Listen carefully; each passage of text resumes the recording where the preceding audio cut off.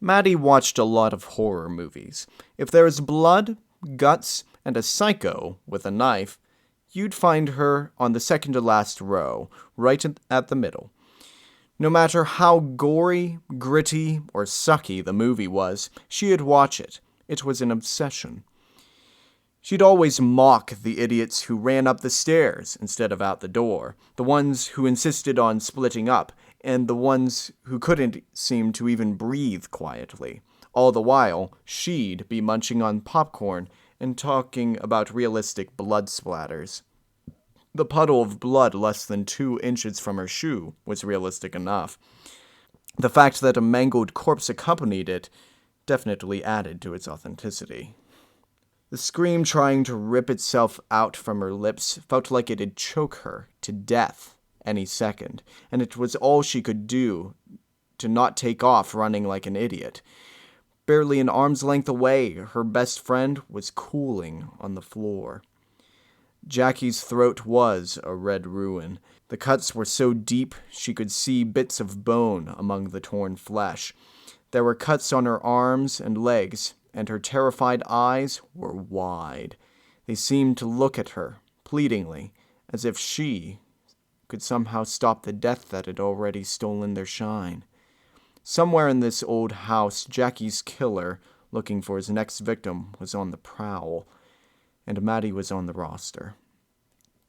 She took a deep breath and slowly peeked around the corner. She had been trying to get out when she had found Jackie, and her friend's death made everything even more urgent. She had to get help, call the cops, and do something to stop this before someone else died. How she was going to get them to believe a killing spree was happening was anyone's guess. They'd probably think it was just a prank call. When the shit had hit the fan, she was on the second floor. She had a privileged seat for the unveiling of Mike's body, gruesomely strung from his mother's prized chandelier.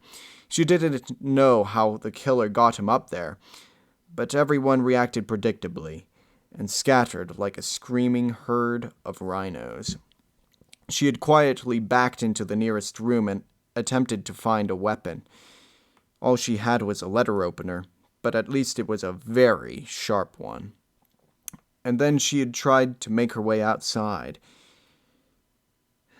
The problem was that this was the first time she had visited the house.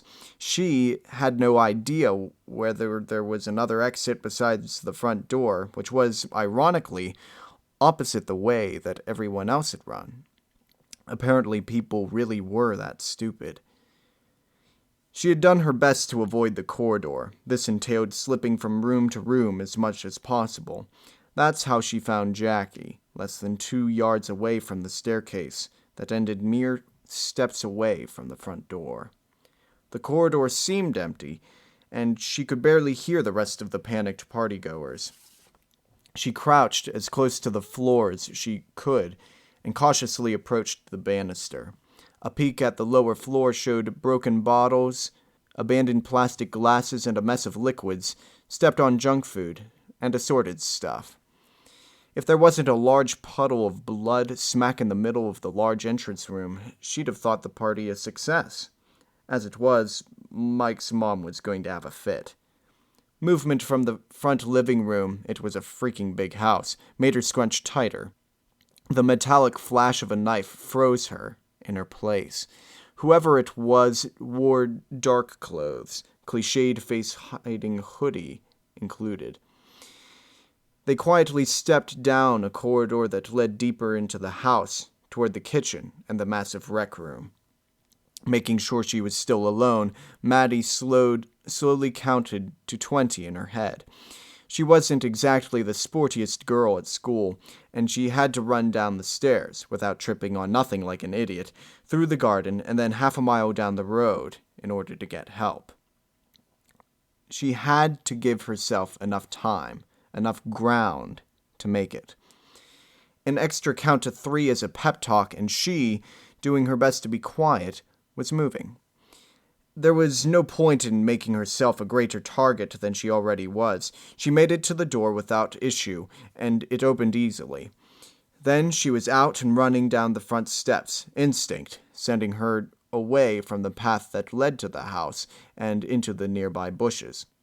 The path, while easier to follow, made her too visible. After a couple of minutes, she hid behind a tangle of greens and crouched for a moment, eyes searching as best as they could for anyone following her. The night was calm, almost balmy, and all she could hear were the crickets. She could barely even see the house, and no one seemed to be coming after her. Still, she waited for a moment, allowing her breath to level. The sudden crackling of foliage right behind her had her about face as fast as she could, letter opener at the ready. It took a couple of seconds for the pain to register. Her hands rose to her belly, as if attempting to catch the blood and guts that suddenly escaped her body. She gasped desperately, even as the knife slashing her arms flashed again and forced her to drop her makeshift weapon. A moment later, she was on the ground, staring with betrayed eyes as her killer prepared for his coup de grace. Oh, how proud of herself she had been for escaping, for applying her movie-earned knowledge.